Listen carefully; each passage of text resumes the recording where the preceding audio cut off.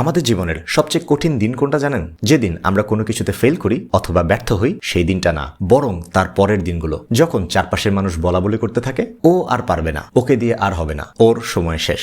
তখন আমাদের ভেতরে একটা তীব্র তাগিদ কাজ করে, চিৎকার করে সবাইকে প্রমাণ করতে ইচ্ছে করে যে আমি এখনো শেষ হইনি। সাইকোলজিস্ট চার্লস কুলির একটা ধারণা আছে যার নাম লুকিং গ্লাস সেলফ। সহজ ভাষায়, আমরা অনেক সময় নিজেকে নিজের চোখে দেখি না, দেখি অন্যরা আমাদের কিভাবে দেখে, আমাদের ব্যাপারে কি মনে করে। আর এটাই মানুষের সবচেয়ে বড় দুর্বলতাগুলোর একটা। সে নিজের যোগ্যতার বিচার করতে গিয়ে অন্যের কাছে সার্টিফিকেট খোঁজে, অন্যের কাছে ভ্যালিডেশন খোঁজে। কিন্তু কিংবদন্তিরা এই ফাঁদে পড়েন না। তারা জানেন যখন চারপাশ থেকে সমালোচনার আওয়াজ তীব্র হয়, তখন পাল্টা চিৎকার করতে হয় না, আরো নীরব হয়ে যেতে হয়, কারণ সঠিক সময় জবাব দেবে আপনার কামব্যাক। আর যদি ইন্সপিরেশন খোঁজেন, then remember this name, Cristiano Ronaldo. 41 বছর বয়স, মিডিয়া, সোশ্যাল মিডিয়া, এমনকি নিজের দেশের সমর্থকরাও বলতে শুরু করেছিল তাকে এবার বেঞ্চে বসানো উচিত। সে দলের জন্য একটা বোঝা, যার 5টা ব্যালন ড'র আর 5টা চ্যাম্পিয়ন্স লিগ টাইটেল আছে। সে কিন্তু চাইলে ভাবতেই পারতেন, থাক, অনেক হয়েছে, আর কত। তার অর্ধেক অর্জন নিয়েই কত প্লেয়াররা শান্তিতে অবসরে চলে যেতেন, বাট নট হিম। নিজের অস্তিত্ব টিকিয়ে রাখতে এই ভদ্রলোকের যে অদম্য ইচ্ছা, তা সত্যি অবিশ্বাস্য।